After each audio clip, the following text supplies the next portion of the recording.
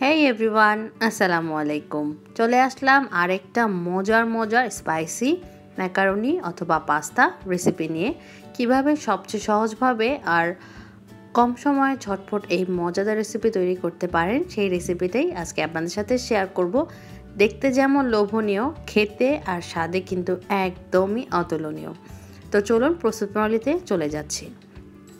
তো এই ম্যাকারনির জন্য আমি এখানে নিয়েছি হচ্ছে চিকেনগুলোকে আমি জুলিয়ান কাট করে কেটে নিয়েছি, অর্থাৎ লম্বা লম্বা করে কেটে নিয়েছি। আদা রসুনের পেস্ট দিয়ে দিলাম 1/4 টিস্পুনের মতো। আর এখানে একটা চিকেনের ব্রেস্টের পিস রয়েছে। আর সাথে দিলাম হচ্ছে টমেটো সস অল্প একটু পরিমাণ, সাথে দিব হচ্ছে সয়া সস। এটা ডার্ক সয়া সস আমি ইউজ করছি, আপনারা লাইটটাও ইউজ করতে পারেন।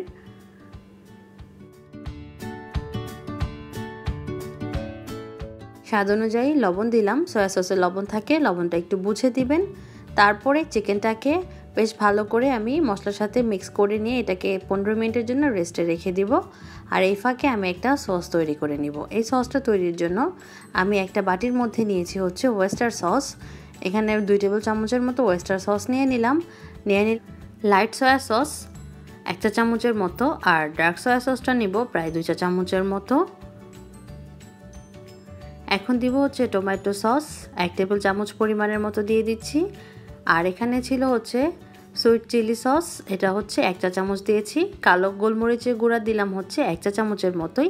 আর একটা লেবুর রস চিপে এর মধ্যে দিয়ে দিচ্ছি। লেবুর রস না দিতে চাইলে আপনারা হোয়াইট সিরকা যেটা ভিনেগার সেটাও দিয়ে দিতে পারেন।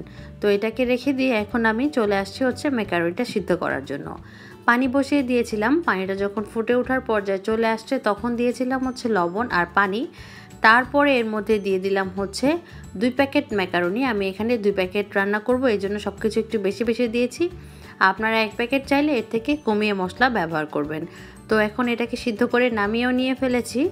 আর তারপরে আমি এটা রান্না করার জন্য চলে আসলাম। প্যানের মধ্যে তেল দিয়েছি আর দিলাম হচ্ছে রসুন কুচিটাকে একটু তেলের সাথে ভেজে নেওয়ার পরেই ম্যারিনেটেড চিকেনগুলো দিলাম। চিকেনগুলোকে বেশ কিছুক্ষণ আমি ভেজে নিয়েছি, কালারটা দেখুন চেঞ্জ হয়ে আসছে।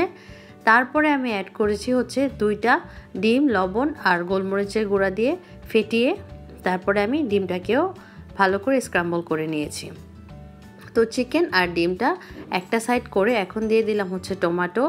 আমি যেহেতু 2 প্যাকেট রান্না করব এই জন্য এখানে 5টা টমেটো কুচি আছে, একদম চিকন করে কুচি করে নিয়েছি। আপনারা চাইলে টমেটো পিউরিও ইউজ করতে পারেন।